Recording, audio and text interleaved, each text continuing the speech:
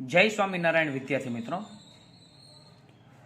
આપણે ચાલુ વર્ષે ગાલા અસાઇનમેન્ટ વર્ષ 2024 માટે પેપર સોલ્યુશન કરીશું.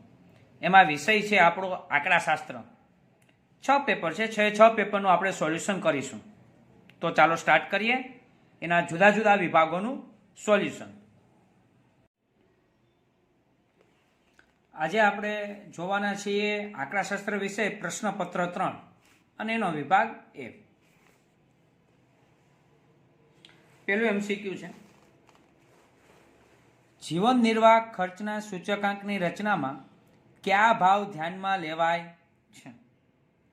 તો આખા ચેપ્ટરમાં આપણે ખ્યાલ છે કે છૂટક ભાવ આવે, ફક્ત ફુગાવાનો દર આવે ને એ સૂત્રમાં જથ્થાબંધ ભાવ ધ્યાનમાં લેવાય છે. બાકી બધા સૂચકાંકમાં છૂટક ભાવ ધ્યાનમાં લેવાય, એટલે અહીંયા આવશે ડી ઓપ્શન. બીજું છે, પાસેના સૂચકાંકનું સૂત્ર મેળવવા વસ્તુઓના ભાવ સાપેક્ષ P1/P0 ને ખર્ચનો કયો ભાર આપવામાં આવે છે? ભાર એટલે તમારે છેદમાં સમજવું વિદ્યાર્થી મિત્રો. ભાર એટલે શું સમજવું? છેદમાં, કે છેદમાં શું છે એમ. બરાબર? તો કયો ભાર આપવામાં આવે છે? તો પાસેનું સૂત્ર આવડવું જોઈએ કે 11/0(1). તો અહીંયા આવશે 0(1) P0 Q1, એટલે કે સી ઓપ્શન અહીંયા આપણે આવે છે, સૂત્ર પ્રમાણે છે. ત્રીજું, બે ચલ વચ્ચે અચળ પ્રમાણમાં એકબીજાથી વિરુદ્ધ દિશામાં ફેરફાર થતા હોય તો તે બે ચલ વચ્ચે કેવા પ્રકારનો સહસંબંધ મળે? તો વિરુદ્ધ દિશામાં થતા હોય, એક વધે તો ઘટે, ઘટે તો વધે, તો કયું આવશે? ઋણ, સંપૂર્ણ ઋણ સહસંબંધ. ચોથું, સહસંબંધક આરનો વિસ્તાર શું છે? મે 2021 ની અંદર પૂછાઈ ગયો પરીક્ષાની અંદર. આરનો આપણે જવાબ ખબર છે, -1 ≤ r ≤ 1. -1 થી લઈને 1 સુધીનો કોઈ પણ જવાબ આવી શકે છે. પાંચમું એમસીક્યુ, બે ચલ વચ્ચેના નિયત સંબંધના અભ્યાસમાં નિશ્ચાયકતાનો આંક એટલે શું? નિશ્ચાયકતાનો આંક એટલે કેપિટલ R². બરાબર? તો એ આવશે સ્મોલ r², એટલે કે સહસંબંધાંકનો વર્ગ. એટલે અહીંયા આવશે બી ઓપ્શન. છઠ્ઠું છે, નીચેના પૈકી BYX નું કયું સૂત્ર સાચું છે? તો BYX એટલે બી હકીકતમાં, અને YX એટલે વાયની એક્સ પરની નિયત સંબંધ રેખા માટેનો બી. તો અહીંયા આવશે ડી ઓપ્શન, કે R/SY/SX. બરાબર? જો અહીંયા પણ એ છે, પણ SX/SY છે, જે ખોટું છે. છેદમાં હંમેશા x વાળું આવે છે. બરાબર? I ખોટું છે, અહીંયા સ્ક્વેર કર્યો છે, અને I ખોટું છે, આમાં SX² આવે છે છેદમાં. બરાબર? એટલા માટે ડી ઓપ્શન સૂત્ર જ છે. સાતમું, વલણ શોધવાની કઈ રીતથી ટૂંકા ગાળામાં પુનરાવર્તન પામતી વધઘટોની અસર સૌથી સારી રીતે દૂર કરી શકાય? તો ચોથા ચેપ્ટરનું છે ડી ઓપ્શન, ચલિત સરેરાશની રીત. બરાબર? કે જેમાં ટૂંકા ગાળા માટેની અસરો દૂર કરી શકાય, ચલિત સરેરાશની રીત. 4.3 ટૂંકમાં એ રીત. આઠમું, સામયિક શ્રેણીનો નિરપેક્ષ ચલ જણાવો. તો ટી આવશે. સાપેક્ષ ચલ કે ને તો YT, નિરપેક્ષ ચલ કે તો ટી. નવમું,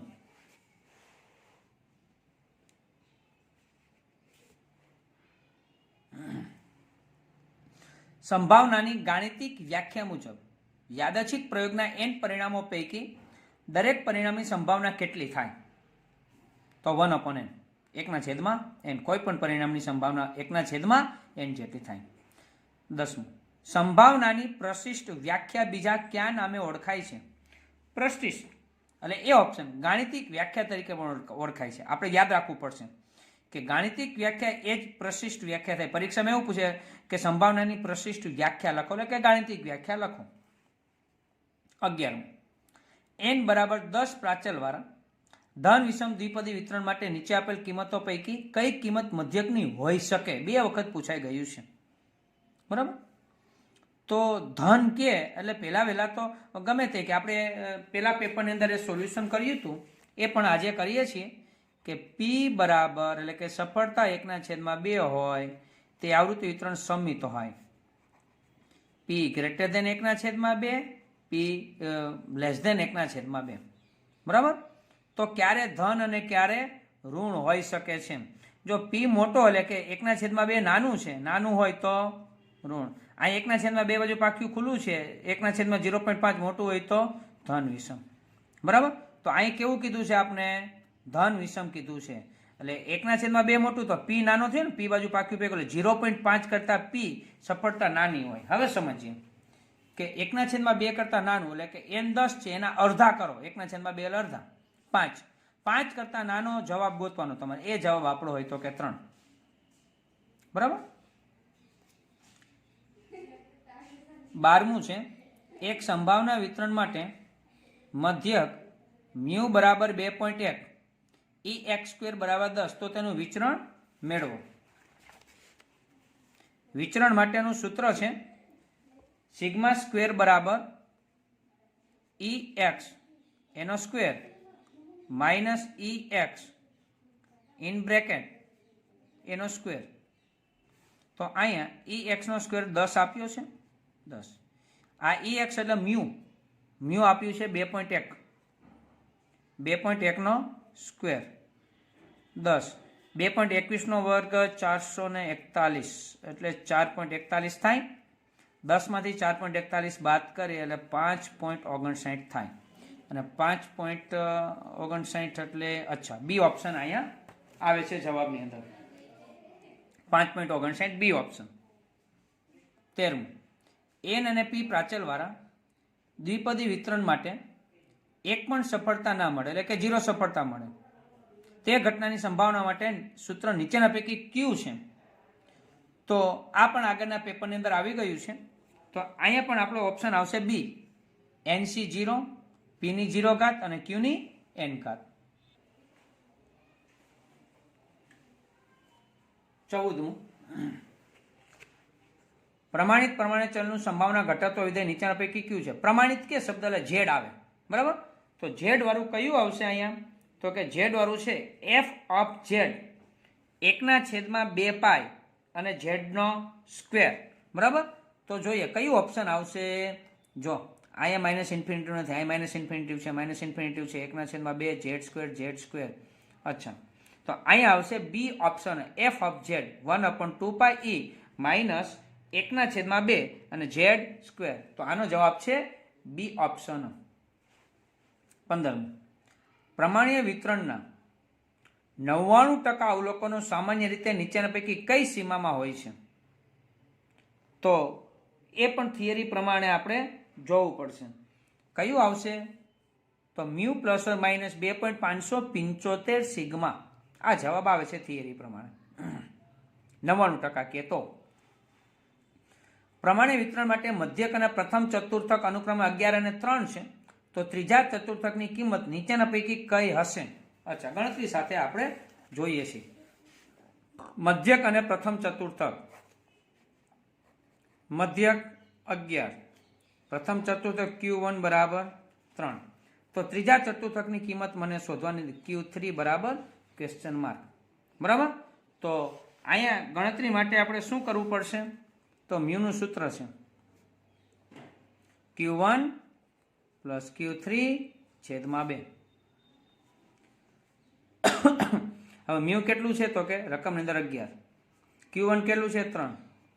Q3 શોધવાનું છે છેદમાં 2. સાદુરૂપ આપીએ. છેદમાં 2 છે, અંશમાં જાય તો 11 દુ 22 પ્લસ 3 આ બાજુ આવે તો -3 થાય. તો ત્યાં વધ્યું Q3.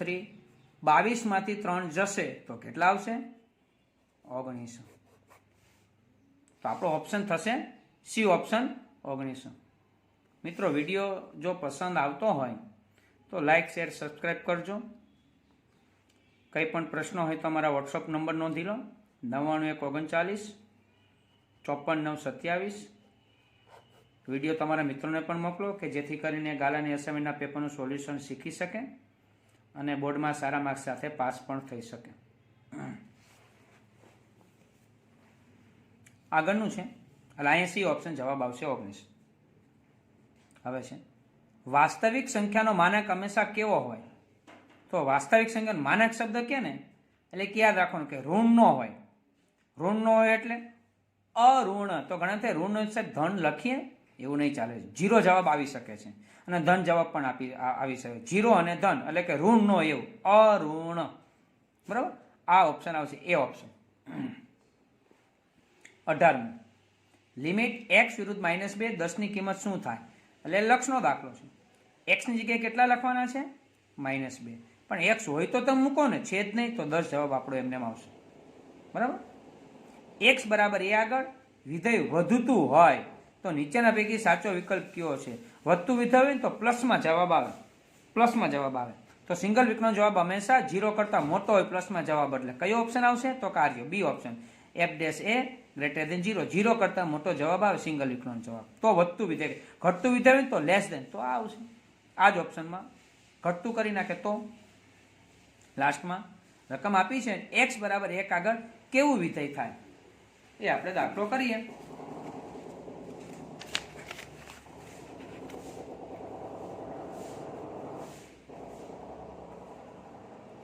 f of x બરાબર x નો ઘન -4x પ્લસ 1. પેલા સિંગલ વિકલન કરવું પડશે.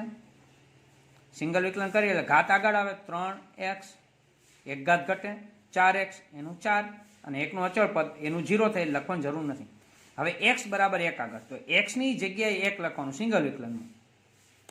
બરાબર, આ 3, x ની જગ્યાએ 1 -4, 1 નો વર્ગ 1, 3 × 1 = 3 -4, 4 માંથી 3 જાય તો -1. આ જવાબ 0 કરતા નાનો થયો, પાછું પેક કરવું પડે. માઇનસમાં જવાબ આવ્યો તો કેવું લખવું પડે? ઘટતું વિધેય છે. બરાબર, તો કયો ઓપ્શન આવશે? B option. તો વિદ્યાર્થી મિત્રો, અહીંયા આપણે આ પેપરનો સેક્શન એ પણ પૂરો કરીએ છીએ. તો નેક્સ્ટ વિડીયોની અંદર મળીશું. ત્યાં સુધી બધા વિદ્યાર્થી મિત્રોને જય સ્વામિનારાયણ.